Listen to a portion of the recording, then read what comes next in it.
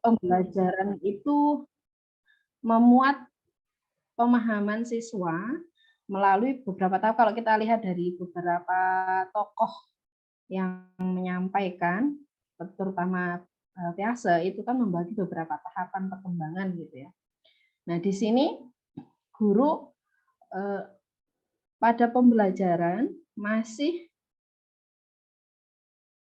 menekankan pada proses-proses yang tidak sesuai dengan harapan bahwa pada teori tersebut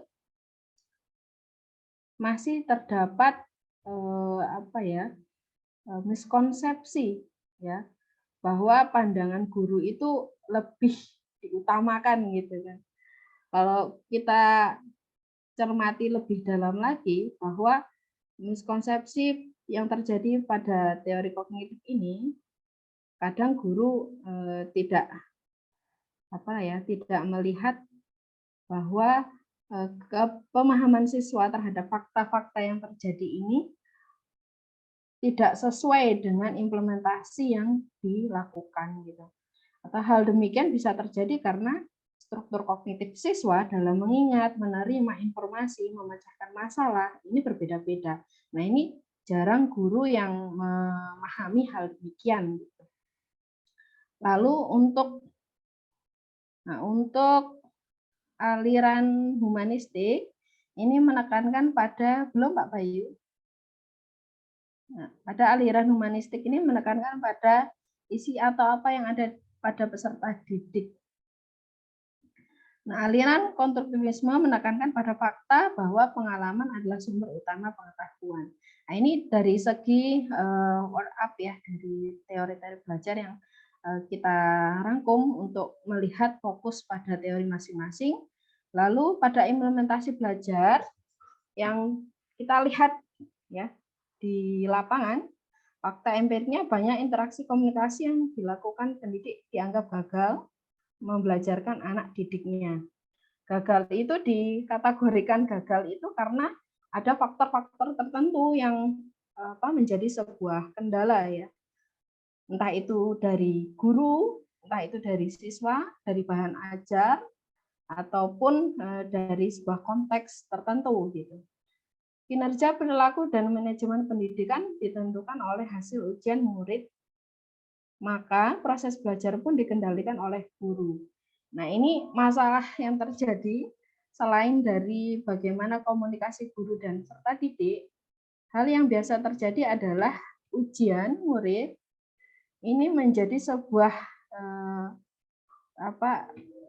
asesmen ya yang dikehendaki oleh guru, bahwa guru menyatakan bahwa soal yang diberikan ini sudah paling tepat gitu ya, sehingga kadang kemampuan peserta didik ini tidak terukur sesuai dengan perkembangan dari peserta didik itu sendiri ataupun dari materi yang diajarkan.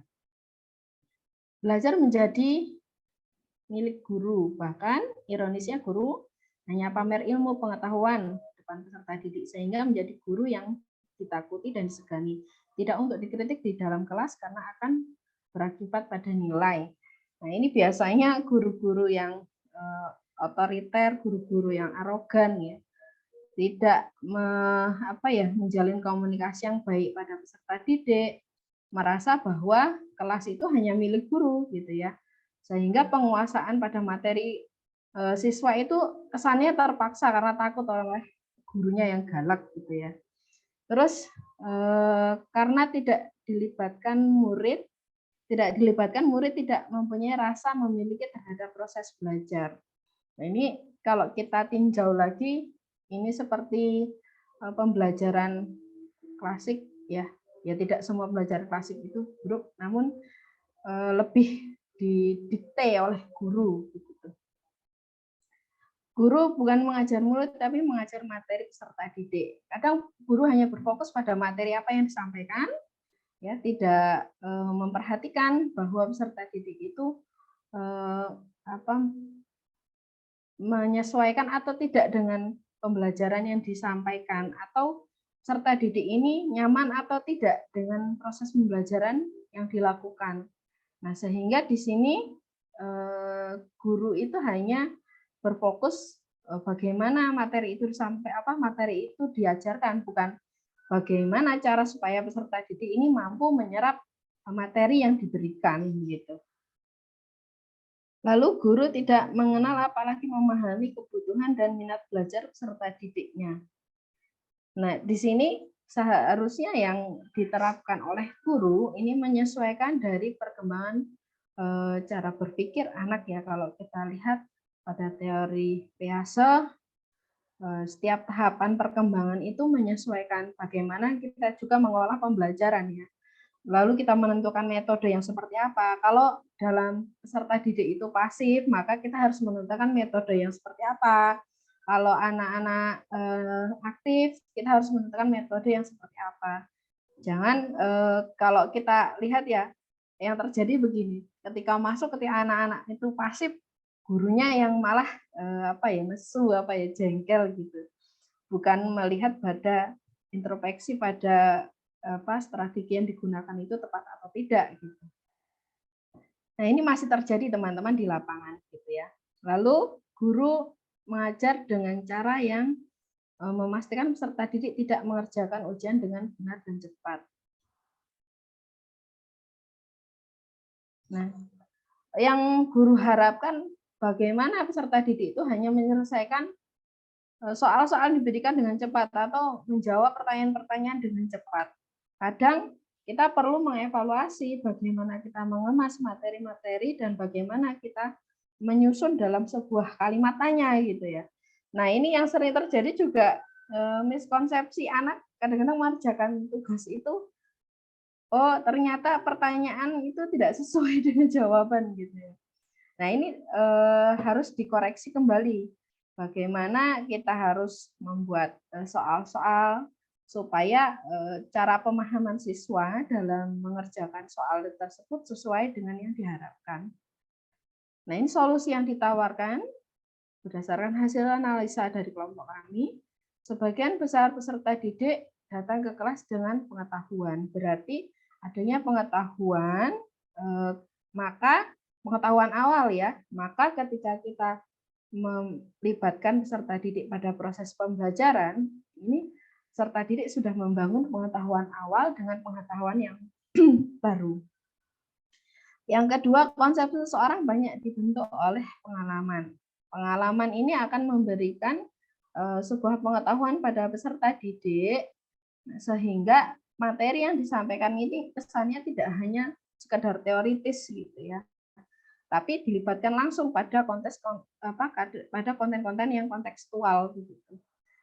Yang ketiga, setiap konsep dalam suatu materi pelajaran memiliki keterkaitan satu sama lain. Nah, kalau dulu kita masih dalam implementasi kurikulum 13 ya, sekarang mungkin masih ada ya, banyak bahkan, ini kita masih bisa mengaitkan materi satu dengan materi yang lainnya, atau materi sebelum dilaksanakan pembelajaran dan pada materi yang baru ini disinkronkan supaya pemahaman peserta didik ini tidak mudah hilang gitu. Lalu kesalahan dalam pemahaman suatu konsep maka dapat mempengaruhi pemahaman konsep yang lain. Nah, ini pengajaran yang paling utama adalah guru itu paham dulu ya. Paham dulu materi yang akan disampaikan dan bagaimana cara menyampaikannya supaya hasil persepsi anak ini tidak berbeda gitu dengan apa yang disampaikan oleh guru. Yang terakhir yaitu apabila konsepsi peserta didik tidak sesuai dengan konsep yang dikemukakan, maka peserta didik mengalami miskonsepsi. Nah, ini harus disadari oleh guru dan peserta didik itu juga. Nah, jika hal demikian tidak disadari, maka miskonsepsi ini akan terjadi terus-menerus gitu ya. Bahkan sampai dia jenjang ke sekolah menengah ya, sekolah sampai perguruan tinggi ya. Pemahaman mereka akan melekat gitu. Nah, hal demikian nanti akan menjadi miskonsepsi ya terhadap pemahaman siswa. Next, Pak Bayu.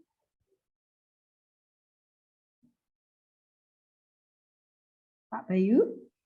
Pak Ilham. Oh, berikutnya Pak Ilham ya. Oke. Teori-teori belajar dan miskonsepsi. Di sini teman-teman secara umum kita akan membahas 4 teori nih. ada teori behaviorisme, teori kognitif, teori belajar humanis, dan teori belajar konstruktivisme. Nah, tokoh-tokoh yang kami angkat ini tokoh-tokoh yang lebih familiar ya kita dengar. Kalau kita usung semua tokoh itu akan sangat banyak sekali. Nah, di sini dari teori belajar behaviorisme kita nanti akan mengkaji dari pandangan Edward, lalu Ivan Pavlov, Skinner, lalu Bandura. Dan yang kognitif ada Gestalt, terus Vygotsky, Jean Piaget, sama Robert. Dan yang humanis, nanti kita akan mengangkat dari tokoh Abraham Maslow dan Carl Rogers. Yang terakhir, teori belajar konstruktivisme, yaitu dari Jean Piaget dan Vygotsky. Next, Mas Irham. Nah, yang pertama teori belajar behaviorisme. Di mana yang pertama, pandangan dari Edward, yaitu tingkah laku manusia tidak lain merupakan hubungan antara stimulus, perangsang, atau merupakan respon, jawaban, tanggapan, reaksi. Nah, ini kalau Edward tuh terkenal istilahnya itu SR bond ya. Yang kedua, Ivan Pavlov. Ini belajar merupakan suatu upaya untuk mengkondisikan pembentukan suatu perilaku atau respon terhadap sesuatu. Yang ketiga dari Skinner, teori ini dilandasi oleh adanya penguatan. Bedanya dengan teori pengkondisian klasik dari Pavlov, kalau ada teori Pavlov yang diberikan kondisi adalah stimulus, maka dari teori operan kondisional yang diberikan kondisi adalah responnya, gitu ya, atau kita singkat dengan R. Yang terakhir Albert Bandura, perilaku individu tidak semata-mata refleks otomatis terhadap stimulus, melainkan juga akibat dari reaksi yang timbul sebagai hasil interaksi antara lingkungan dengan skema kognitif individu itu sendiri. Nah, kalau dari hasil analisa kami, ya, miskonsepsi yang terjadi pada teori behaviorisme, yaitu teori belajar behavioristik dengan realita implementasi teori pembelajaran saat ini adalah terletak pada suatu perilaku yang diinginkan mendapat penguatan positif dan perilaku yang kurang sesuai mendapat penghargaan negatif, serta evaluasi atau penilaian didasarkan pada perilaku yang tampak dalam pembelajaran peserta didik. Nah, di sini pada miskonsepsi ini, teori behavioristik kadangkala penguatan pada perilaku positif ini pada peserta didik ini kurang diberikan reward, gitu ya. Dan perilaku negatif tidak dilakukan evaluasi. Contohnya begini, misalkan pada guru memberikan nilai 8 atau 9, itu ya hanya sekedar memberikan 8 atau 9. Tapi guru tidak memberikan pemaknaan bahwa nilai 8 atau nilai 9 itu apa artinya gitu. Atau nilai 2 itu artinya apa gitu ya. Ya, nilai hanya sekedar nilai gitu ya. Kalau peserta didik hanya melihat kalau saya dapat nilai 2 saya berarti bodoh. Kalau saya mendapat nilai 8 atau 9 berarti saya cerdas gitu. Tidak ada pemaknaan bahwa pada nilai yang kurang maka peserta didik perlu belajar kembali atau apresiasi yang diberikan oleh guru itu masih kurang mendidik begitu ya. Pemberian hadiah itu bagus, namun pemaknaan dari nilai yang diberikan itu harus ditanggapi seperti apa oleh peserta didik, itu harus diberikan pemahaman. Lalu perilaku negatif tidak dievaluasi, hanya sekedar diberikan nasihat. Padahal ketika anak melakukan perilaku negatif, ini harus dipahamkan betul bahwa perilaku negatif ini akan memberikan dampak seperti apa. Gitu. Kalau pertengkaran hanya dilerai gitu ya. Nah, sehingga pada setiap tahap perkembangannya ya mereka hanya mengetahui tentang larangan, jangan itu, jangan ini begitu. Tapi tidak memahami bahwa perilaku yang dilakukan itu cenderung memberikan kebermanfaatan atau tidak. Next, Mas Irham. Nah, yang kedua yaitu teori belajar kognitif. Ada 4 tokoh yang kami angkat ya. Next lagi Mas Irham, ada 4 tokoh yang kita bahas di sini. Mas Irham. Nah, kita langsung bahas pada miskonsepsinya. Di sini saya melihat dari beberapa miskonsepsi dari teori belajar kognitif, yaitu siswa, pengajar, buku tes, konteks, dan cara mengajar. Ternyata miskonsepsi yang terjadi itu tidak hanya terjadi pada gurunya saja atau siswanya saja. Ternyata miskonsepsi itu juga terjadi karena adanya buku teks yang mungkin kurang sesuai dan konteks cara mengajar. Yang pertama siswa. Miskonsepsi teoretikal, ya kalau ini saya dari analisa saya dilihat dari tiga miskonsepsi ya. Pertama teoretikal, miskonsepsi kolerasional, dan klasifikasional. Yang pertama yaitu merupakan bentuk miskonsepsi yang didasarkan atas kesalahan dalam mempelajari fakta-fakta atau kejadian-kejadian dalam sistem yang terorganisir. Nah, hal demikian terjadi karena struktur kognitif siswa dalam mengingat, menerima informasi, memecahkan masalah akan berbeda-beda sesuai dengan gaya kognitif yang mereka miliki. Nah, yang kedua, miskonsepsi kolerasi merupakan kesalahan dalam menjelaskan konsep yang dipelajari dalam berbagai bentuk dan kesalahan dalam menjelaskan hubungan antara teori dan praktek. Nah, ini teori yang dijelaskan apa karena prakteknya berbeda. Yang ketiga, miskonsepsi klasifikasional, yaitu sulitnya mengelompokkan berdasarkan bentuk, warna, gaya, dan lain-lain ya. Diduga berasal dari prakonsepsi yang salah, pemahaman awal yang salah, cenderung menerima struktur yang sudah ada, dan memerlukan petunjuk yang lebih banyak untuk memahami sesuai kurangnya penekanan materi pada siswa, ketergantungan dan pengaruh dari lingkungan. Pada pengajaran apa yang diajarkan oleh guru di rumah, mereka bertanya kepada orang tuanya juga berbeda jawabannya. Nah, kadang orang tua juga malu mengakui bahwa tidak tahu, sehingga memberikan informasi yang salah. Nah, ini miskonsepsi yang terjadi pada siswa. Selanjutnya, miskonsepsi yang terjadi pada pengajar. Yang pertama, pengajar tidak menguasai bahan. Materi yang tidak dikuasai oleh guru ini akan mengakibatkan miskonsepsi. Kenapa? Karena apa yang diajarkan itu tidak sesuai dengan teori yang benar, gitu ya. Hanya sekedar pandangan guru seperti apa disampaikan oleh peserta didik. Nah, ini akan melekat pada pemahaman peserta didik dan menjadi kesalahpahaman ya. Kedua, pengajar bukan lulusan dari bidang ilmu yang diajarkan.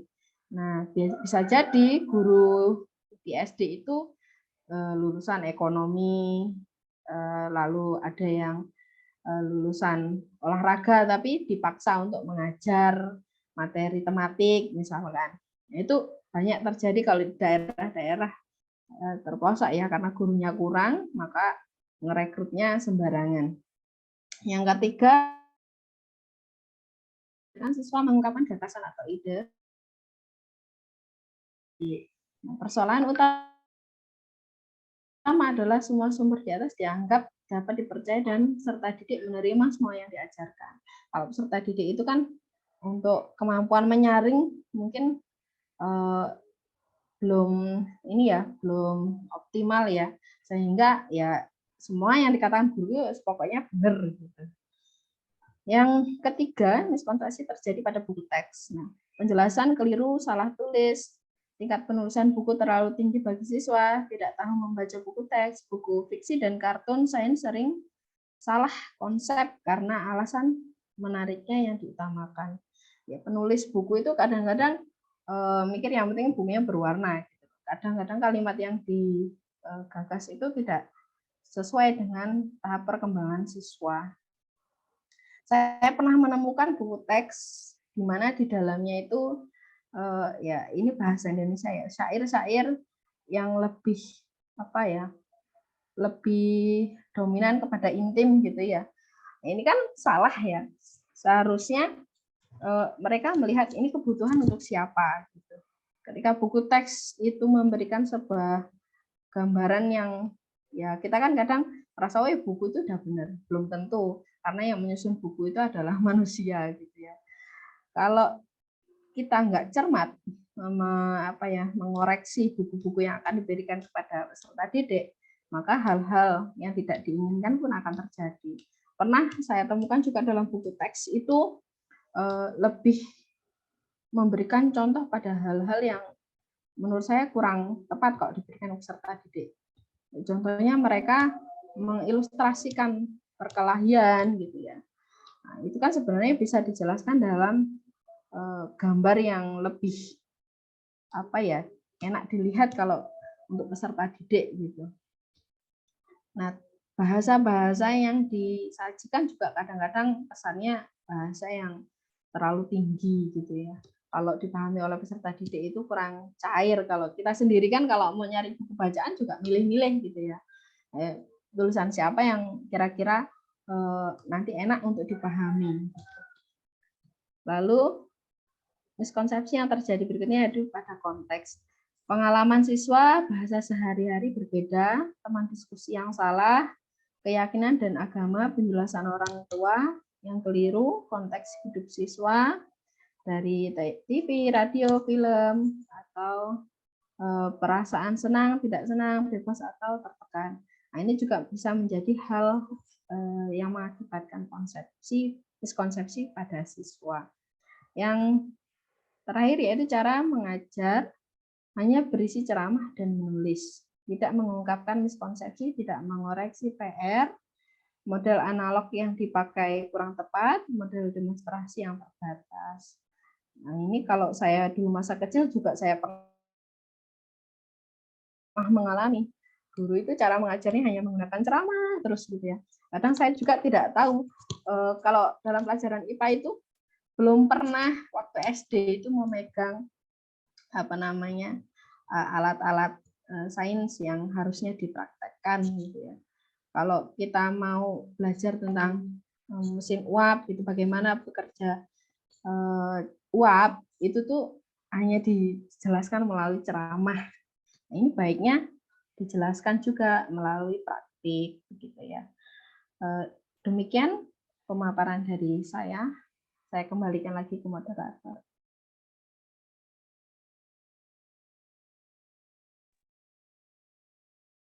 Ya, baik. Terima kasih, Bu Nurma. Ini materi berikutnya akan dilanjutkan oleh Bapak Irham. Monggo Bapak Irham. Waktu dan tempat dipersilakan. Baik. Terima kasih. Untuk selanjutnya adalah teori belajar humanisme. Ini di sini dalam teori belajar humanisme, dalam pembelajaran humanisme di sini, kami mencoba mengambil dua tokoh di sini. Yang pertama adalah Abraham Maslow dan yang kedua adalah Carl Rogers. Yang pertama yaitu Abraham Maslow. Abraham Maslow itu mempunyai pendapat bahwasanya dia meyakini bahwa manusia itu bertingkah laku untuk dapat mengapresiasikan dan mengenal dirinya sebaik mungkin. Nah, di sini Abraham Maslow itu menjelaskan bahwa manusia itu melakukan interaksi dan berperilaku bertujuan untuk memenuhi, mengenal, dan mengaktualisasikan dirinya dengan sebaik-baiknya. Nah, menurutnya manusia itu melakukan hal-hal tersebut didasari oleh adanya dorongan untuk memenuhi kebutuhannya. Nah, adapun kebutuhan yang dibutuhkan oleh manusia itu terdiri dari kebutuhan yang paling mendasar hingga kebutuhan yang paling tinggi. Nah, dalam teorinya, semakin tinggi kebutuhan yang dimiliki oleh seorang, maka semakin tinggi pula pencapaiannya. Nah, untuk pendapat yang kedua, teori belajar humanisme itu ada Carl Rogers. Yang pertama, dia lebih memilih pada sisi perkembangan kepribadian manusia. Yang humanisme ini tertuju pada masalah bagaimana itu tiap individu dipengaruhi dan dibimbing oleh kegiatan pribadi yang dihubungkan terhadap pengalaman mereka sendiri. Nah, Carl Rogers di sini menyatakan bahwa peserta didik yang belajar hendaknya tidak ditekan, melainkan dibiarkan belajar bebas. Peserta didik diharapkan bisa mengambil sebuah langkah sendiri dan berani bertanggung jawab atas langkah-langkah yang diambil. Nah, di sini kami mencoba melakukan analisis dari kedua tokoh yang mengemukakan tentang teori belajar humanisme yang kami coba hubungkan dengan kontekstual yang terjadi di dalam pembelajaran saat ini, bahwasanya proses belajar siswa itu dianggap oleh guru itu berhasil jika siswa itu memahami lingkungan dan dirinya sendiri. Nah, namun demikian, miskonsepsi yang terjadi adalah pembelajaran itu berhasil tatkala peserta didik itu mendapatkan nilai yang melebihi kriteria ketuntasan minimum. Nah, artinya konsep yang coba dibangun oleh guru di sini tidak berhasil itu jika siswa memahami lingkungan dan dirinya sendiri, tetapi berhasil itu tatkala nilainya sudah melebihi kriteria ketuntasan minimum yang sudah ditentukan. Nah, lalu miskonsepsi yang selanjutnya adalah di mana di dalam setiap kegiatan belajar mengajar itu arti potensi itu juga disalahartikan oleh guru itu, bahwa potensi itu adalah peringkat nilai. Jadi potensi di sini tidak dipandang oleh guru itu sebagai sesuatu yang mencakup minat bakatnya, namun lebih kepada mata pelajaran seperti 3 mapel, IPA, IPS, matematika, atau IPA, IPS, IPA, matematika, bahasa Indonesia yang ketika melebihi KKM, kembali lagi melebihi KKM, karena kalau lulus itu saya kira semuanya lulus lebih di kurikulum merdeka ini, maka itu dianggap potensi. Sedangkan potensi yang dimaksud di sini adalah bakat, minat, kepribadian yang ada di dalam dirinya siswa itu. Nah, yang keempat, nah ini berbicara tentang teori konstruktivisme. Nah, di dalam teori konstruktivisme ini, teori belajar konstruktivisme ini, kami selaku penyaji melakukan pembahasan teori ini mengambil 2 tokoh, Piaget dan Vygotsky. Nah, yang pertama, Piaget ini mempunyai gagasan bahwa perkembangan anak itu bermakna membangun struktur kognitifnya atau peta mentalnya atau konsep jejaringnya. Untuk apa? Untuk memahami dan menanggapi pengalaman fisik dalam lingkungan di sekeliling. Lalu menurut Vygotsky, teori konstruktivisme sosial itu sebagai apa ya? Seseorang atau peserta didik itu dianggap pionir dalam hal ini, yaitu ketika pembelajaran itu lebih didekatkan pada kognisi sosial, di mana di sini mengkonstruk itu artinya memberikan pemahaman kepada peserta didik berdasarkan pengalaman-pengalaman yang telah dia lalui. Nah, kami mencoba melakukan analisis terhadap 2 teori konstruktivisme di sini berdasarkan realita implementasi pembelajaran di sekolah, bahwasanya pemahaman tentang anak mengkonstruk pemikirannya itu tidak melalui percobaan, tetapi lebih kepada apa yang dijelaskan oleh seorang guru melalui ceramah, dia bisa mengaktualisasikan dalam setiap susunan kalimat kata di dalam lembar jawab yang dituliskan oleh peserta didik. Nah, padahal konstruktivisme di sini adalah mencoba memberikan sebuah experiences atau pengalaman kepada peserta didik untuk melakukan sebuah kegiatan yang di mana dari hasil kegiatan tersebut dia mendapatkan pengetahuan baru, mengkonstruk pengetahuan baru. Nah, hal ini yang melatar belakangi untuk kami mengambil dua teori, yaitu teorinya Piaget dan Vygotsky. Nah, untuk selanjutnya di kesimpulan, nah di sini memang berbicara tentang kesimpulan dari 4 teori belajar tadi.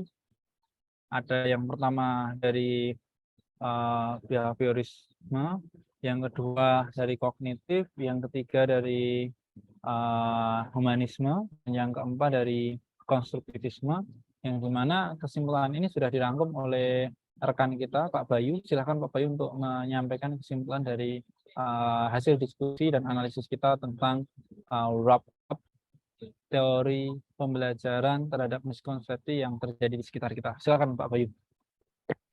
Ya, terima kasih Pak Riam atas pertimbangan melanjutkan ke saya dan teman-teman semua serta Bapak dosen berkaitan dengan wrap up teori dan miskonsepsinya ini. Pada kesempatan hari ini kami mencoba merangkum ya bahwa teori-teori belajar dan miskonsepsi yang sering terjadi dalam pembelajaran dibagi menjadi 4 yang coba kami simpulkan di sini berkaitan dengan teori behaviorisme, teori kognitif, teori humanis, dan teori konstruktivisme. Implementasi teori belajar yang digunakan dalam proses kegiatan pembelajaran perlu menjadi salah satu bagian yang dipertimbangkan oleh pendidik atau guru. Pendidik atau guru harus menyusun strategi yang sesuai teori belajar demi perkembangan anak didiknya atau siswa, terutama di sekolah dasar. Untuk teori belajar behavioristik yang direalisasikan dengan implementasi teori pembelajaran saat ini, yaitu terletak pada perilaku yang diinginkan. Guru yang melupakan penilaian tingkah laku atau sikap siswa maka akan menimbulkan miskonsepsi terhadap teori ini, ya salah satunya. Yang beberapa tadi juga sudah dijelaskan oleh Bu Norma. Kemudian pada teori belajar kognitif direalisasikan dengan implementasi teori belajar saat ini terletak pada proses menerima informasi. Salah satunya yang berkaitan dengan miskonsepsi yaitu guru yang mengajar dengan metode ceramah ya tentu saja akan menimbulkan miskonsepsi. Dan ada beberapa hal tadi juga sudah dijelaskan oleh Ibu Norma. Kemudian yang berkaitan dengan teori belajar humanisme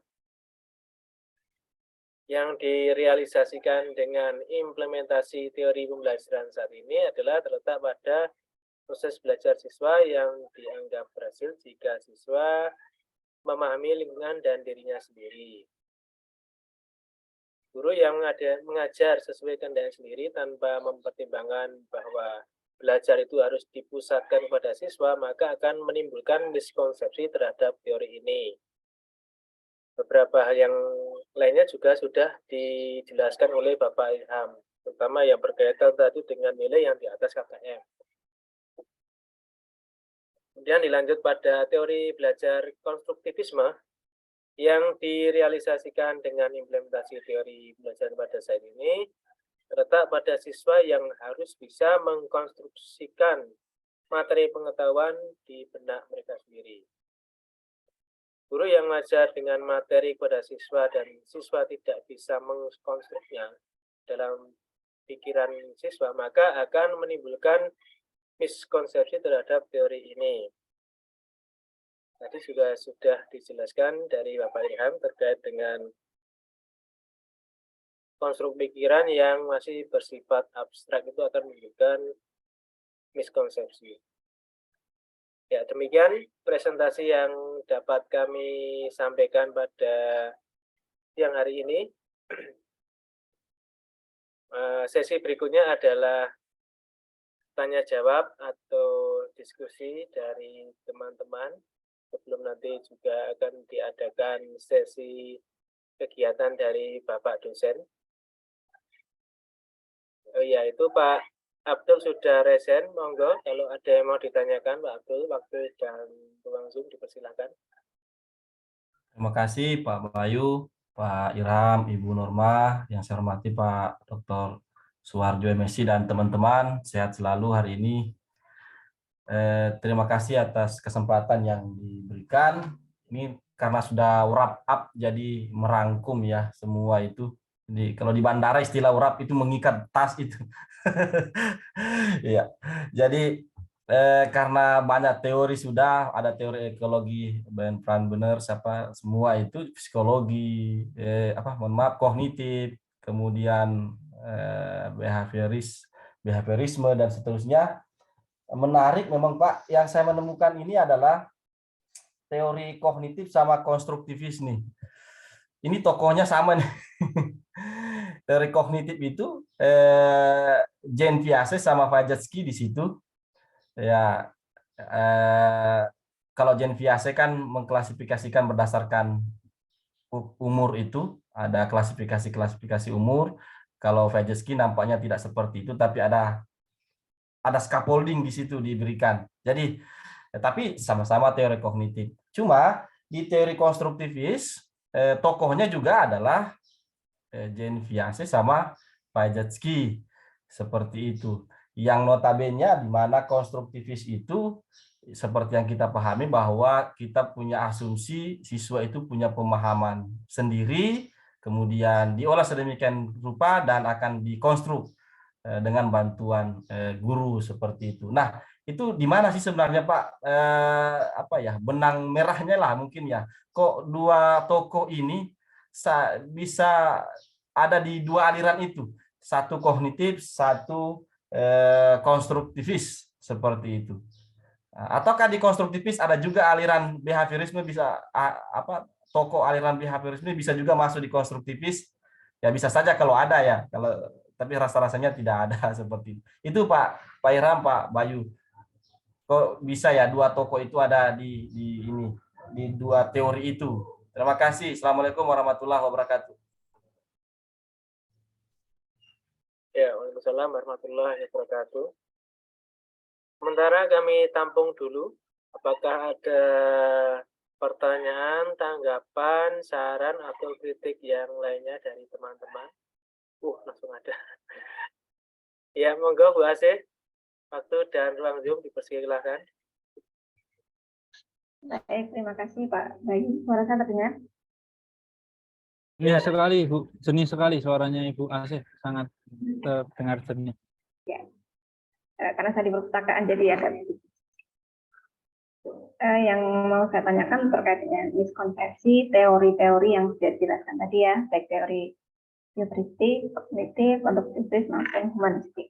Nah, yang ingin saya tekankan, miskonsepsi ini, apakah miskonsepsi teori itu terhadap implementasi yang ada di lapangan, atau miskonsepsi yang tidak seperti kelompok tadi, ternyata banyak guru loh yang salah arti dalam mengimplementasikan teori-teori keempat tadi gitu kan. Tadi kan saya melihatnya begitu ya, seolah-olah guru tuh salah menerapkan teori kognitif harusnya begini, tapi begini begini gitu ya.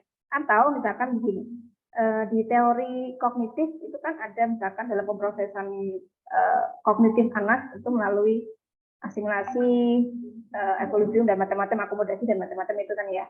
Tapi faktanya di lapangan ternyata ada anak yang mungkin tidak melalui itu, atau ada anak yang ketika melalui proses itu masih kesulitan. Apakah itu yang dimaksud miskonsepsinya atau yang guru ini tidak menggiring, harusnya teori kognitif itu begini. Itu yang pertama. Kemudian yang kedua, nah ini tadi kan yang disampaikan kelompok itu menyampaikan isu-isu ya, menyampaikan miskonsepsi yang lebih berkaitan pada guru, meskipun tadi ada beberapa siswa. Nah, setelah tahu miskonsepsi tersebut, kira-kira solusinya apa supaya harapan dari kelompok ini tadi kan hanya melontarkan miskonsepsi guru begini dalam menanggapi ini. Kemudian solusinya apa supaya teori itu bisa terimplementasikan kalau memang yang dimaksudkan tadi seperti itu. Terima kasih Pak Bayu.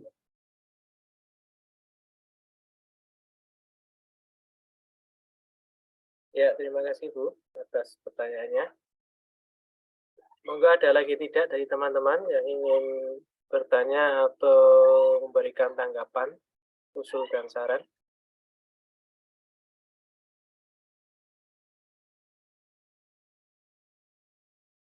Kalau tidak ada, bisa dilanjut bagaimana Bu Nurma dan Pak Irham berkaitan dengan pertanyaan yang sudah diajukan oleh Pak Abdul dan Bu Asih.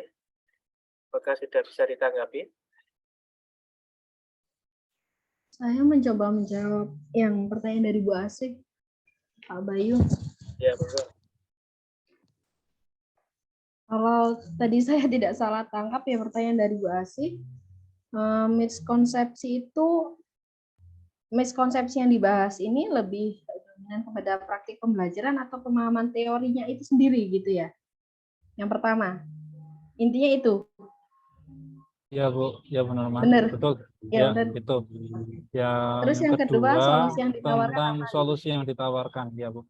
Nanti insya Allah saya akan menambahkan apa yang dijawab oleh Bu Nurma, ya. Karena sebetulnya saya mau menjawab itu, Bu Nurma jawab yang Pak Abdurrahman itu. Sebenarnya pasnya itu sih, ya kan. Oke, nanti ditambahkan jadi Pak. Kalau Ya, bisa nanti fokusnya Bu Nurma yang fokus ke Pak Abdurrahman, saya yang sama Bu Asih. Saya sudah sangat menyiapkan Pak Irham jawaban duluan untuk Bu kalau Asih. begitu. Iya. Pak Irham dulu Oke. kalau begitu mau ke Pak Irham. Bu Asih, oke. Disclaimer-nya di sini yang perlu saya sampaikan kepada ruang Zoom saat ini adalah yang mempresentasikan itu belum tentu memiliki pengetahuan dan pengalaman yang lebih dari peserta Zoom saat ini. Oleh karenanya, jika ada yang kurang mohon ditambahkan dan jika ada yang keliru mohon dikoreksi. Nah, itu kan perlu saya sampaikan. Perlu saya sampaikan itu. Yang selanjutnya saya akan menjawab pertanyaan dari Bu Asif. Ada dua yang ditanyakan. Yang pertama, maksud dari miskonsepsi. Ini berdasarkan kontekstual yang terjadi atau berdasarkan miskonsepsi teorinya, kan begitu kan Bu Asif? Nah, karena judul bahasan yang kami terima itu adalah wrap up teori-teori belajar dan miskonsepsi yang sering terjadi, maka kami menggunakan atau diskusi kami di dalam makalah ini kami gunakan dengan sudut pandang miskonsepsi yang terjadi di lapangan Bu Asih. Nah, itu yang perlu kami sampaikan. Nah, adapun nanti kalau ada sudut pandang lain miskonsepsi yang digunakan itu sudut pandang tentang teori lalu ada miskonsepsi, mohon untuk ditambahkan, kan begitu. Itu yang pertama Bu. Jadi kami murni mengambil Bu Asih dari teori seperti ini, di lapangan seperti ini. Maka kami melakukan analisis. Di mana kesenjangan-kesenjangannya, tadi kami sudah sampaikan ya, dari mulai konstruktivisme, terus humanisme, dan lain sebagainya. Lalu menyambung pertanyaan yang kedua, solusi apa untuk teori ini yang ditawarkan, kan begitu.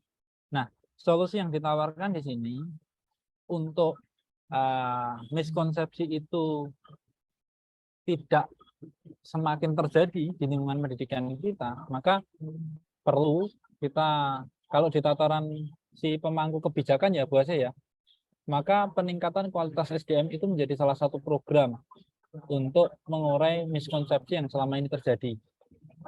Karena apa? Karena miskonsepsi ini terjadi, barangkali salah satu sebabnya adalah kekurang pahamannya atau kekurang pengertiannya guru terhadap teori-teori belajar dan cara mengimplementasikannya. Walaupun kita lihat dari beberapa latar belakang pendidikan guru, saya kira masih ada yang berlatar belakang non kependidikan, tapi hampir rata-rata semuanya berlatar belakang kependidikan. Yang latar belakang kependidikan saja kadang berbicara teori-teori belajar saja belum bisa ya memaknai atau memahami dari apa itu teori belajar. Maka solusi yang ditawarkan adalah ketika kita pemangku kebijakan meluncurkan sebuah program untuk meningkatkan kualitas SDM melalui workshop, seminar, ataupun pendampingan yang memantapkan tentang teori-teori belajar yang selama ini dipahami oleh guru dan apa yang ada di teks sehingga diminimalisir terjadinya miskonsepsi. Lalu solusi yang ditawarkan kedua adalah kita di sini di ruang Zoom ini sebagai pemerhati pendidikan, maka kita perlu menuangkan gagasan-gagasan kita tentang teori belajar itu melalui manuskrip, melalui artikel-artikel gagasan kita yang kita hasilkan dari permasalahan-permasalahan yang terjadi di lapangan, lalu kita melakukan riset dan riset itu dipublikasikan. Nah, setelah dipublikasikan, disosialisasikan. Nah, maka solusi yang ditawarkan ini menurut saya bisa menjadi salah satu pijakan untuk kita mengurai miskonsepsi yang terjadi. Nah, persoalan kita saat ini adalah di mana ketika kita melakukan publikasi-publikasi berkait tentang artikel kita masih enggan dan masih jarang, masih malu, masih belum pede untuk men-share kepada teman kita, men-share kepada kelas kita, misalnya, hey teman-teman, alhamdulillah nih saya publish, bisa cek artikel saya, bisa citasi dong artikel saya kan begitu. Nah ini yang benar. Oleh karena itu dua hal tersebut Bu Asih dari sudut pandang kami. Yang pertama tentang miskonsepsi, yang kedua tentang solusi yang kita lakukan. Terima kasih Bu Asih. Kalau nanti mau ditambahkan, karena Bu Asih ini adalah pelaku yang ada di lapangan yang saya kira bertemu secara langsung tentang kesalahan konsep yang terjadi, karena beliau ini kan juga pendamping ya, pendamping fasilitator sekolah penggerak, asesor dan sebagainya. Saya kira banyak permasalahan-permasalahan yang ditemui di lapangan. Begitu Pak Warjo dan teman-teman. Oke, terima kasih. Untuk selanjutnya bisa disambung Pak Bayu dan Bu Nurma, Yunaini Nurma, monggo.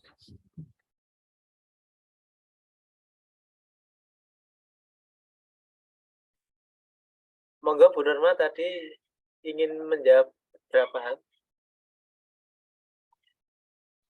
Baik, saya sedikit menambahkan terkait pertanyaan Bu Asih tadi ya. Kalau tadi disampaikan oleh Pak Irham itu betul sekali Bu Asih. Di sini kalau kita pahami secara menyeluruh, yang lebih kita tekankan memang seharusnya kita memahami miskonsepsi yang terjadi di lapangan. Kalau kita memahami pemahaman kita terhadap sebuah teori tertentu itu sendiri, kan itu sudah menjadi makanan ya. Kalau kita pelajari sendiri pun guru ataupun dosen, kadang kita juga masih terjadi miskonsepsi gitu ya. Nah, implementasi yang lebih faktual itu kan terlihat di lapangan dalam implementasi pembelajaran itu sendiri. Nah, sehingga kami lebih dominan dan sepakat untuk membahas pada implementasi pembelajarannya itu sendiri. Terus yang solusi yang ditawarkan, kita juga menuliskan dalam makalah yang solusi-solusi dari permasalahan yang kita bahas. Miskonsepsi itu kan terjadi karena mungkin gagal paham, mungkin ada faktor budaya dan lingkungan. Nah, maka untuk meminimalisir ya kita lebih banyak memahami dulu. Ketika kita ingin mengimplementasikan pembelajaran, maka teori apa nih yang menjadi landasan? Maka pahami dulu tahap-tahapannya, fokus dari teori tersebut itu seperti apa. Nah, sehingga untuk bukan menghindari ya, meminimalisir. Kalau miskonsepsi itu walaupun entah itu dari perilaku ataupun dari penyampaian secara teoritis, pasti itu akan terjadi. Begitu Bu Asih. Nah, lalu dari pertanyaan Pak Abdurrahman. Nah, ini Pak Abdurrahman, kenapa tadi kalau tidak salah pertanyaannya di teori kognitif dan konstruktivisme kok sama tokohnya gitu ya. Di mana benang merahnya gitu. Kalau dari kelompok kami, kenapa kami memutuskan untuk mengambil tokoh tersebut, karena nanti ada kaitannya dengan teori kognitifnya ya. Kalau kita tahu ya di konstruksi itu ada John Dewey ya, ada juga Jarumi ya kan. Tapi kita lebih fokus ke Vygotsky sama teori Piaget, karena di mana adanya hubungan. Kalau kita bahas tuh biar sekalian nonton Pak. Adanya hubungan kalau dalam kognitif itu kan dari PAC itu kan ada tahap perkembangan. Nah, kalau di konstruk itu bagaimana guru mengkonstruksikan ya perkembangan peserta didik ke dalam sebuah pengalaman yang mohon maaf sebentar.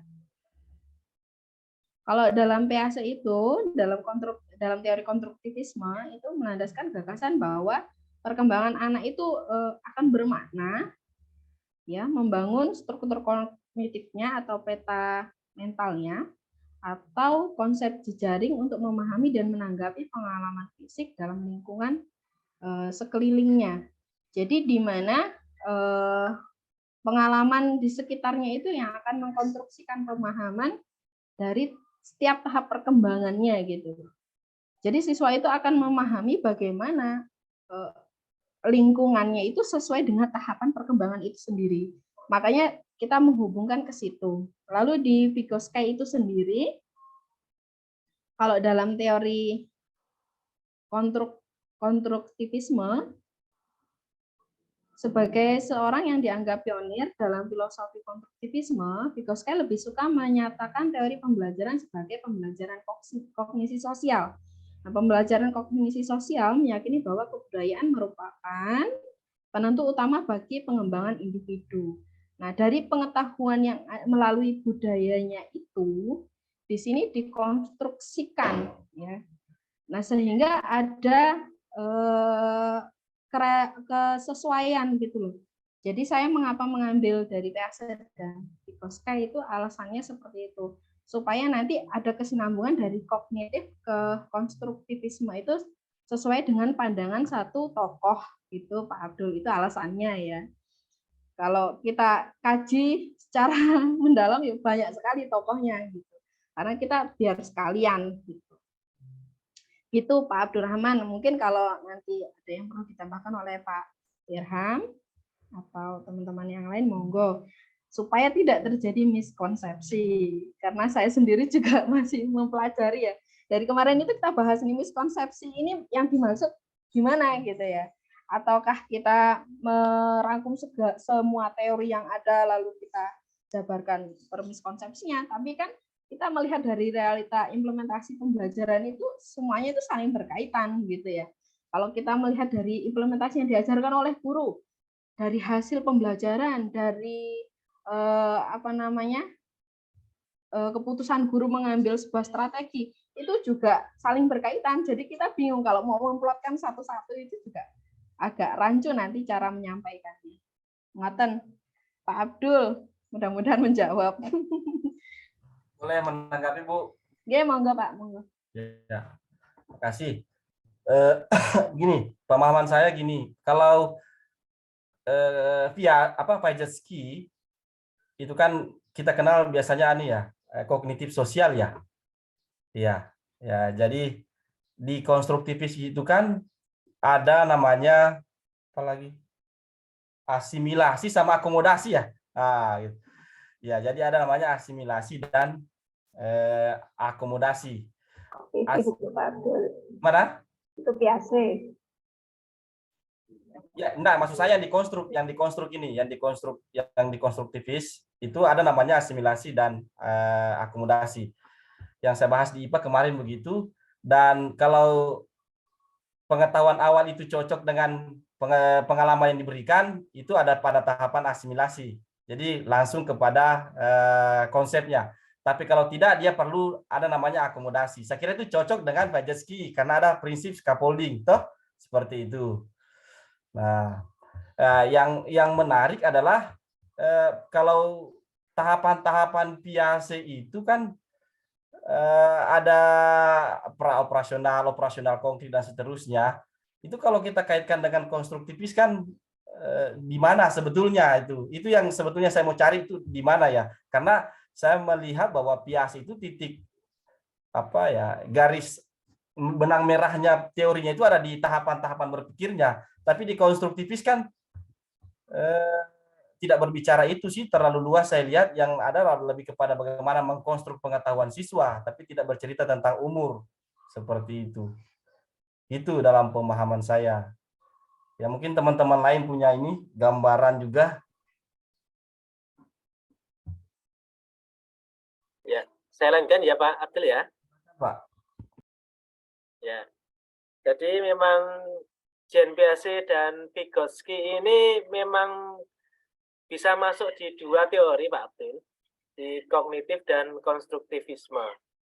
Kalau kita melihat sejarahnya itu ya Pak Abdul ya, JNPAC ini merupakan seorang yang merintiskan ya, perintis-perintis nanti mengarah kepada teori konstruktivisme. Dan dari konstruktivisme itu kan tentunya dibutuhkan pengetahuan atau kognitif itu. Jadi memang dari kognitifnya JNPAC itu nanti mengarah ke konstruktivisme. Kemudian yang Vygotsky ini juga ada dua Pak Abdul, di kognitif dan di konstruktivisme. Memang yang terkenal dari Vygotsky ini adalah teori kognitifnya. Tetapi jika sudah berbicara mengenai konstruktivisme, maka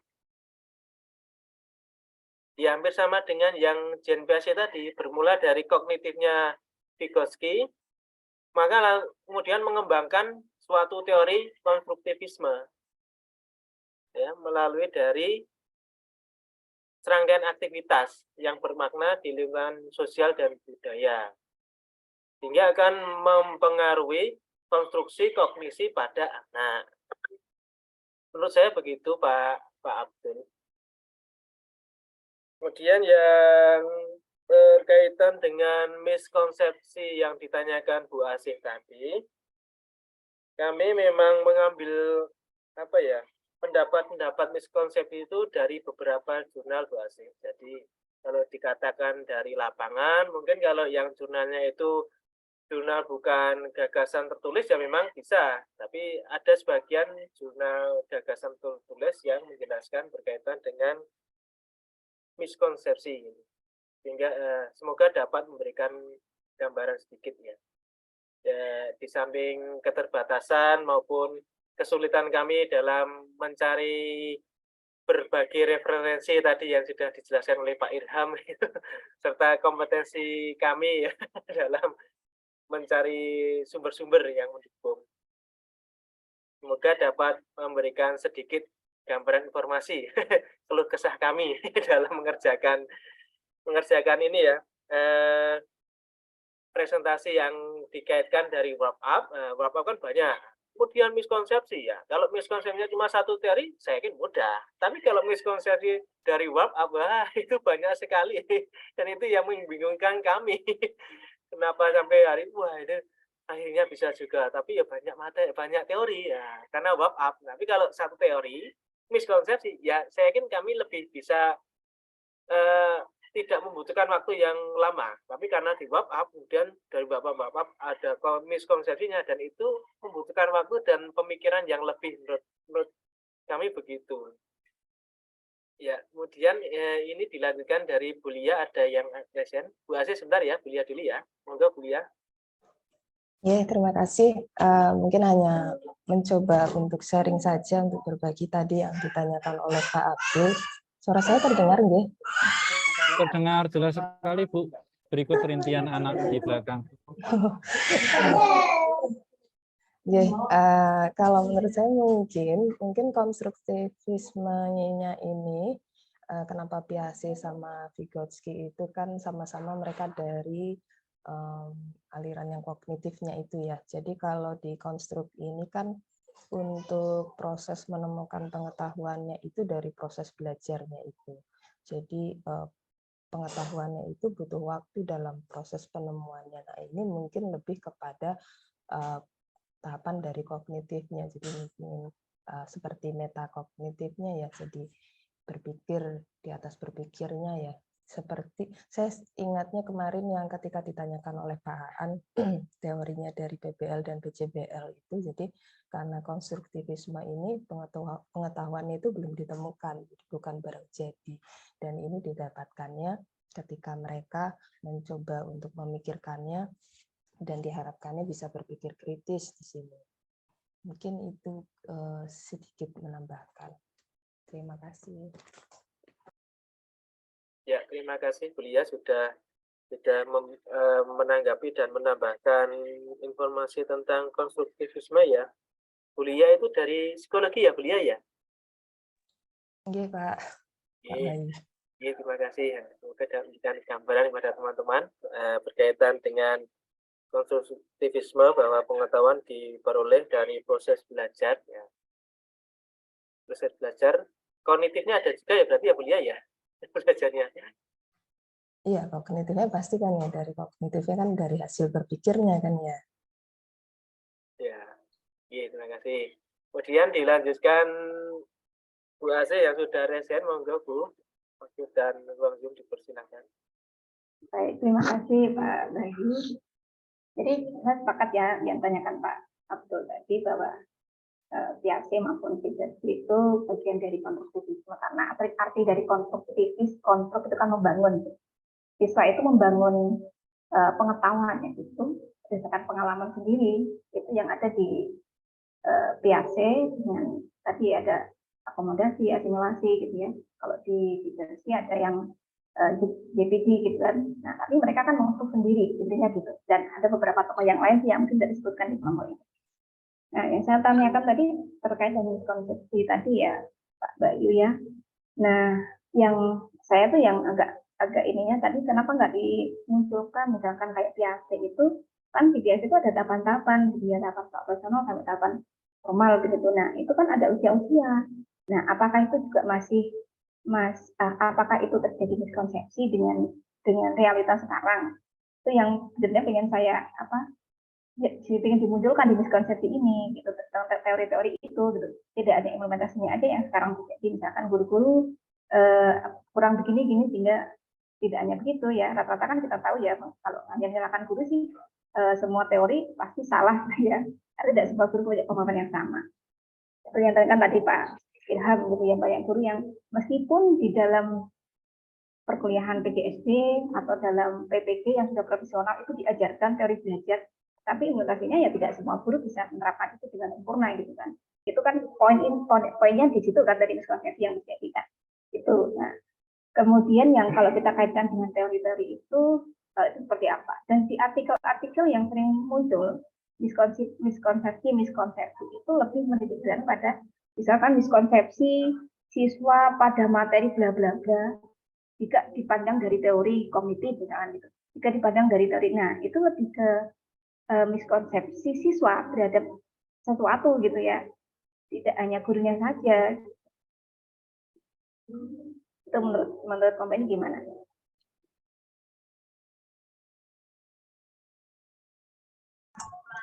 Oke, mungkin saya menambahkan ya, teman-teman. Oke, diskusi terus sekali. Yang disampaikan Bu Asih tidak salah. Jadi apa yang dimaksud dengan miskonsepsi? Mis dari konsep-konsep.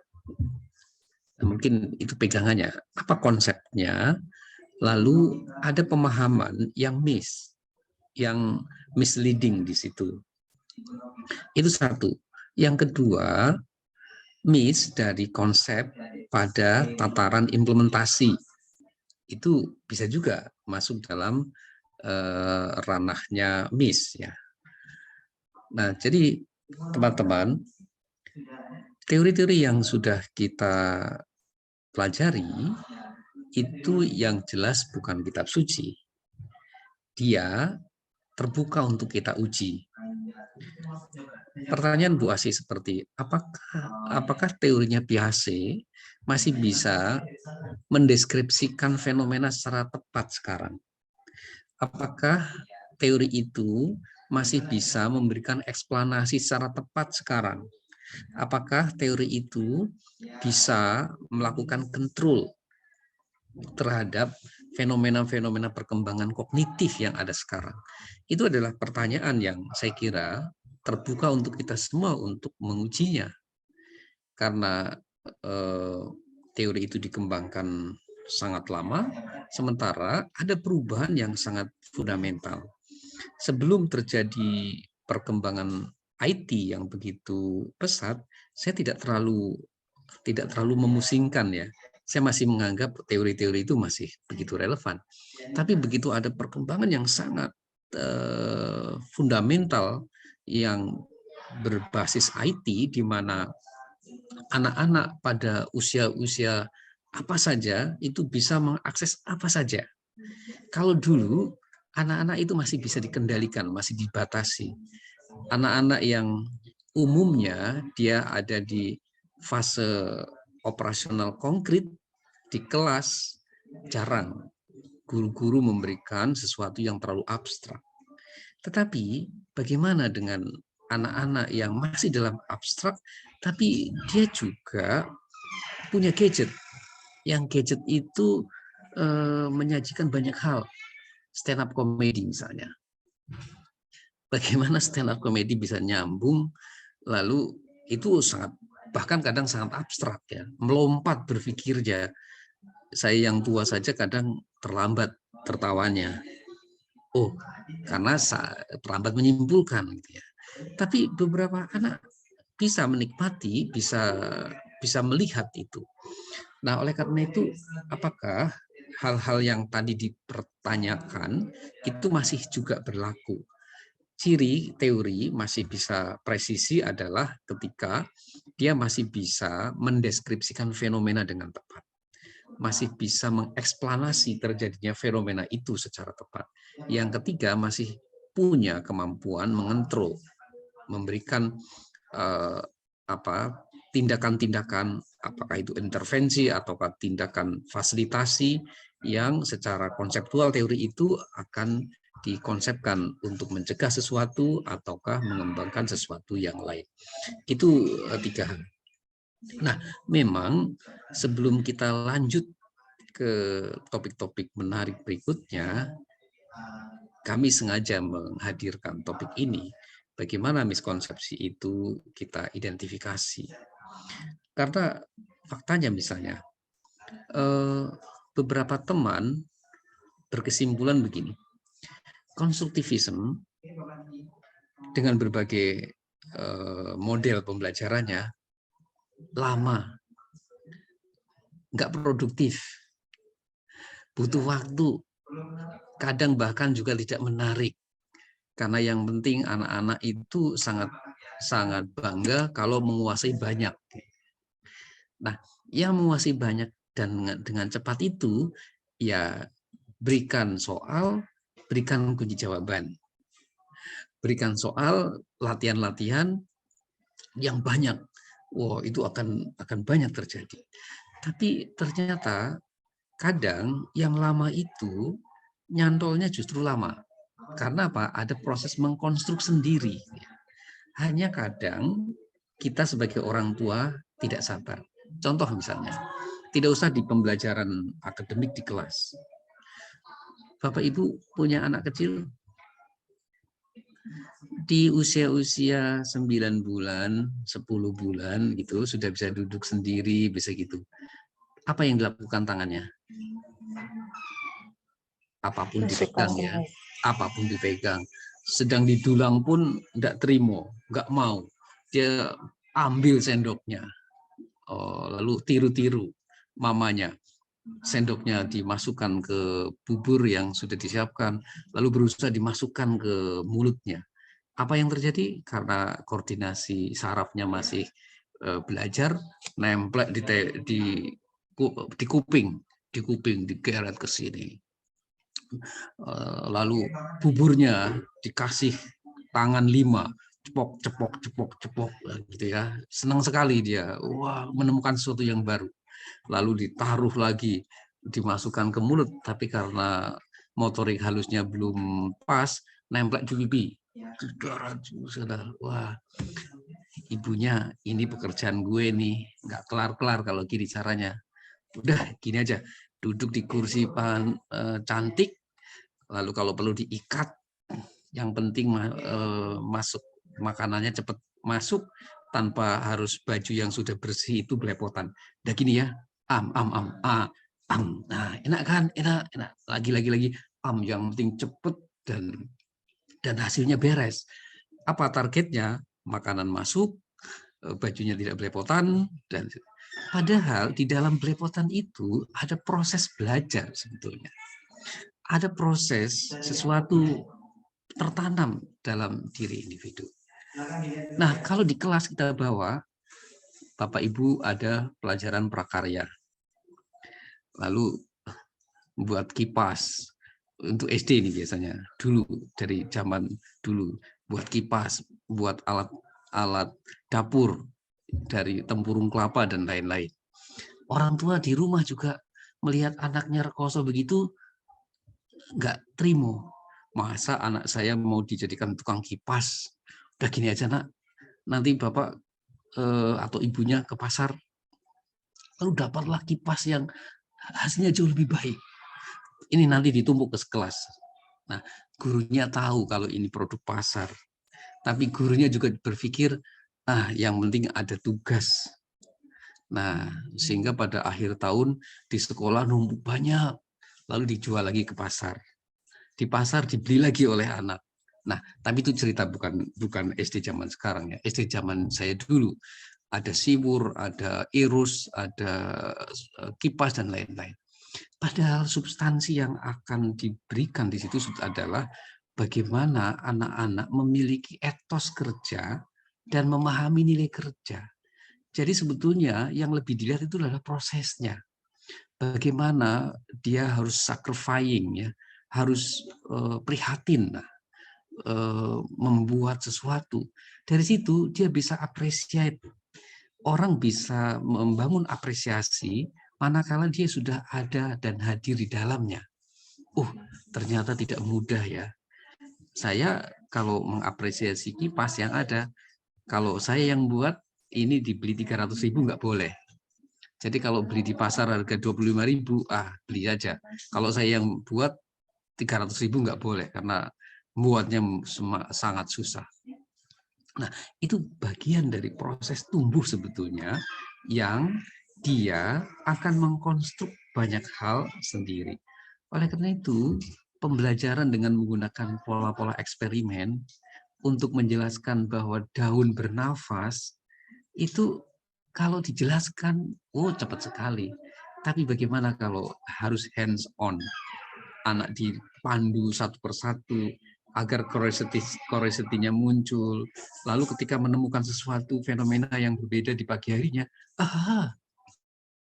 yang membuat plastikku berembun. Hujan, hujan tidak menembus, tapi ini di dalam airnya. Terus ada proses mencari lagi. Itu memang lama, tetapi ketika sudah nyantol, dia menjadi modal yang satu ketika bergesekan dengan yang lainnya akan menjadi lebih kuat. Dibanding Bapak Ibu menjelaskan proses induksi, misalnya di magnet, butuh sekian menit, 2 menit selesai. Tapi ketika Bapak Ibu tugaskan ini sebagai eksperimen, lalu anak bisa menyimpulkan sendiri bagaimana paku yang sebelumnya tidak bermagnet, kok tiba-tiba setelah digosok sekian kali jadi ada magnetnya, itu adalah temuan yang juga sebenarnya sangat berkesan bagi anak untuk diperoleh. Tapi lagi-lagi keluhannya adalah lama, Pak. Dan ternyata mengendalikan anak-anak dalam pembelajaran yang berbasis eksperimen juga tidak mudah, Pak. Karena kaca kami, Pak, itu pecah juga gara-gara ada magnet dilempar oleh anak lalu memecahkan kaca. Itu adalah proses sebenarnya yang kalau dilakukan terus-menerus akan menjadi bahan pembelajaran yang menarik. Segitu. Pak Bayu, ada tambahan? Sudah raise hand tadi sekiranya, silakan. Tidak. Boten, Pak.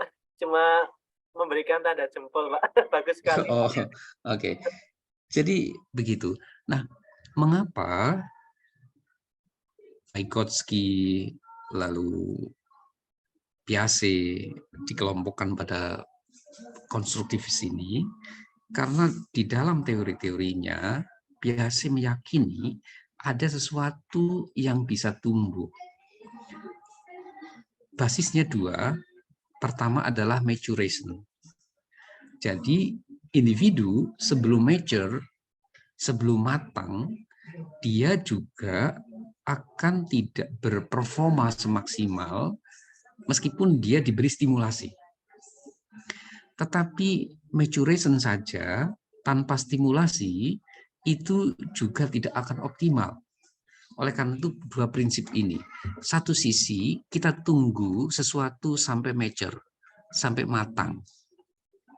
Lalu ada stimulasi yang tepat dan kombinasi antara kematangan dengan stimulasi dan fasilitasi yang ada di lingkungannya itu yang akan membuat sesuatu lebih optimal. Jadi bagaimana memberikan stimulasi yang tepat? Nah, disitulah kemudian Piaget menemukan pokok-pokok bagaimana ketika anak ada pada fase sensori motorik. Stimulasi apa yang tepat kita lakukan? Bagaimana kalau anak-anak ada pada fase pre-operasional dan seterusnya? Karena analoginya memang anak perlu latihan makan. Tapi kalau bayi, Bapak Ibu langsung kasih kelanting ya. Ada yang kenal makanan bernama kelanting, selondok gitu ya. Pasti akan pingsan gitu ya. Tapi bayangkan kalau anak-anak sudah kelas 12 kok masih diberi setiap saat dikasih, nggak menantang juga. Dia juga butuh makanan-makanan yang menantang. Nah, ini analogi-analogi yang terjadi. Seringkali bukan hanya guru, orang tua juga di rumah seringkali tidak sabar. Daripada membelajarkan anaknya masak, lalu semuanya berantakan, si ibu mengatakan, "Dah, kamu duduk aja daripada ngerepotin ibu." Padahal sejatinya itu adalah wahana belajar yang sangat baik. Karena dari situ dia punya pengalaman langsung, dari pengalaman langsung bukan saja kognisinya sebenarnya yang terasah, tapi juga ada self-efficacy, ada keyakinan bahwa dia mampu mengatasi kesulitan tertentu yang itu menjadi dasar bagi self-confident individu. Dan secara terus-menerus akan menjadi basis dari self-concept. Bayangkan ketika karena tidak diberi kesempatan oleh guru dan oleh orang tuanya, anak-anak punya konsep yang salah tentang dirinya. Aku memang nggak punya kemampuan, aku memang nggak bisa apa-apa. Padahal itu sebabnya karena tidak pernah mendapatkan kesempatan. Bahwa dia pernah gagal, dia pernah berantakan, itu adalah fase yang darinya dia bisa tumbuh lebih bagus manakala ada stimulasi secara tepat maupun fasilitasi yang memadai dari lingkungannya. Saya kembalikan ke kelompok. Kalau tambahan saya menjadi semakin tidak jelas, ya maafkan diriku. Karena saya juga termasuk bagian dari disclaimer yang tadi disampaikan oleh Pak Irhad. Terima kasih.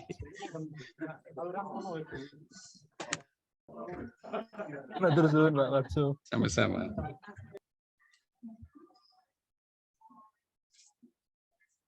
Terima kasih Bapak dosen Dr. Suwardo yang sudah memberikan ilmu yang sangat bermanfaat dan berharga ya bagi kita semua ya mengenai warp dan miskonsepsinya. Sementara saya melihat waktunya ini 12.40. Sedangkan perkuliahan kita sampai jam 12.50. Apakah bisa kalau dirasa sudah cukup saja Pak Bayu. Ini teman-teman juga saya kira sangat paham lah begitu Pak. Itu versinya Pak Irham, tapi kalau masih ada yang penasaran masih dibuka kok. 10 menit lumayan. Silakan. Saya berharap sih banyak yang cerita ini Pak terkait miskonsepsi yang ada di Silakan Bu. Banyak praktis ya, ada Pak Mirza, ada Bu Wahyu, ada Bu Rizky gitu ya. pasti pernah mengalami miskonsepsi yang tadi dipaparkan gitu. Ya. Monggo Bapak Ibu Saya guru. jadi ingat Bapak Ibu satu cerita lagi tentang miskonsepsi. Saya jadi ingat anak saya yang pertama tentang umbi lapis. Jadi jangan sepelekan persoalan miskonsepsi ya. Karena umbi lapis sampai sekarang anak saya sekarang sudah 28 tahun usianya. Tapi kalau Bapak itu yang menjelaskan bahwa pohon pisang adalah umbi lapis, dia langsung, kebetulan sawahnya itu dekat rumah saya. Tapi dia punya sawah dekat rumah gitu ya.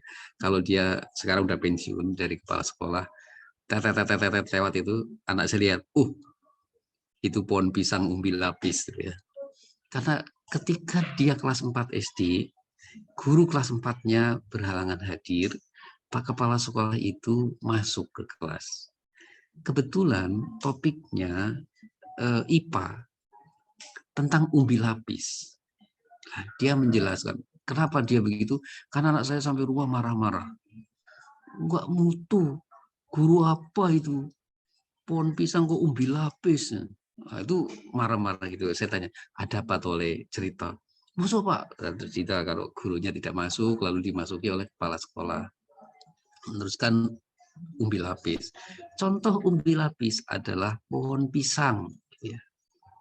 Anak saya langsung angkat tangan. Loh, kok bisa Pak? Ya, kamu nggak percaya itu. Tarik saja pelepahnya. Satu paling luar ditarik, masih ada lapisan di dalamnya. Tarik lagi, masih ada lapisan di bawahnya lagi. Itu berlapis-lapis. Maka dari itu disebut dengan umbi lapis. Anak saya masih ngeyel. Pak, kalau pohon pisang itu bukan umbi lapis, tapi itu disebut sebagai pohon semu. Karena itu bukan pohon, tapi kumpulan dari pelepah-pelepah. Lalu yang membuat dia marah adalah, udah kamu ikuti saja saya. Wah, itu nggak terima itu. Anak kelas 4 SD. Sampai sekarang Bapak Ibu. Jadi ini persoalannya siapa yang ngajari kepala sekolah itu bahwa pohon pisang adalah umbi lapis? Itu pertanyaan. Jangan-jangan saya juga pernah melakukan itu di kelas ini, maka kalau ada Bapak Ibu yang menemukan konsep baru yang membuat Bapak Ibu tahu bahwa saya sudah miskonsepsi, ayo kita diskusikan bersama-sama. Terima kasih, saya kembalikan lagi.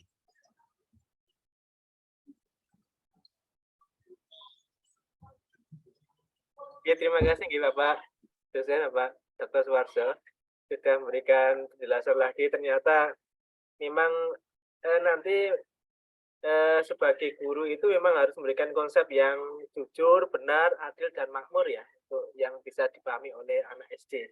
Jadi, adil dan makmur, Pak. yang memakmurkan itu, kalau siswanya protes kan jadi nggak makmur dan nggak tenang, jadi nggak makmur. Mau makan aja kepikiran, jadi nggak makmur itu. Jadi nanti yang menjadi Bapak Ibu dosen nanti ya kalau bisa ya memberikan konsep kepada mahasiswa itu ya tidak miskonsepsi ya. Itu harapan saya. Supaya tadi ya seperti yang sudah dijelaskan Bapak Suwarso tadi, konsep yang salah kemudian siswa ada yang kritis itu ditanggapi ya. Nah itu nanti semoga ya nanti ke depannya ya Bapak Ibu dosen ya memberikan konsep-konsep yang ditularkan kepada mahasiswa dan mahasiswa menjadi guru yang memberikan ilmu kepada dan contoh kepada anak SD. Bagaimana Bu Norma dan Pak Iram? Apakah ada tambahan lagi sebelum diakhiri? Tambahannya mungkin bisa ditutup saja Pak, karena saya kira sudah cukup jelas ya, sehingga nanti tidak melebar kemana-mana, sehingga menimbulkan miskonsepsi begitu Pak. Ya Pak Iram, terima kasih. Demikian ya Bapak dosen, Bapak Dr. Suwarso dan teman-teman perkuliahan pada siang hari ini yang dapat kita hadiri dan kita lalui bersama. Mohon maaf ya dari kami dalam memberikan materi apabila ada miskonsepsi atau ada kekeliruan. Kalau ada kebenaran ya semoga menjadikan informasi yang berguna bagi kita semua. Saya akhiri ya. Selamat siang semuanya. Wassalamualaikum warahmatullahi wabarakatuh. Waalaikumsalam warahmatullahi Oh ya, wabarakatuh. Bapak Ibu, mungkinkah di minggu depan, pekan depan, kita bertemu 2 kali selain hari Rabu dan apa begitu? Hari Rabu sudah kita pegang ya, lalu tambahannya yang satu untuk mengejar ketinggalan kita yang beberapa pekan lalu karena kuliah umum dan lain-lain, monggo disepakati hari apa kita akan menambah. Kalau memungkinkan minggu depan kita bertemu 2 kali, Rabu dan apa monggo. Terima kasih, selamat siang, Assalamualaikum warahmatullahi wabarakatuh. Waalaikumsalam warahmatullahi wabarakatuh. Terima kasih Pak Suwardi. Sami-sami izin meninggalkan room. Monggo, sami-sami. Assalamualaikum warahmatullahi wabarakatuh.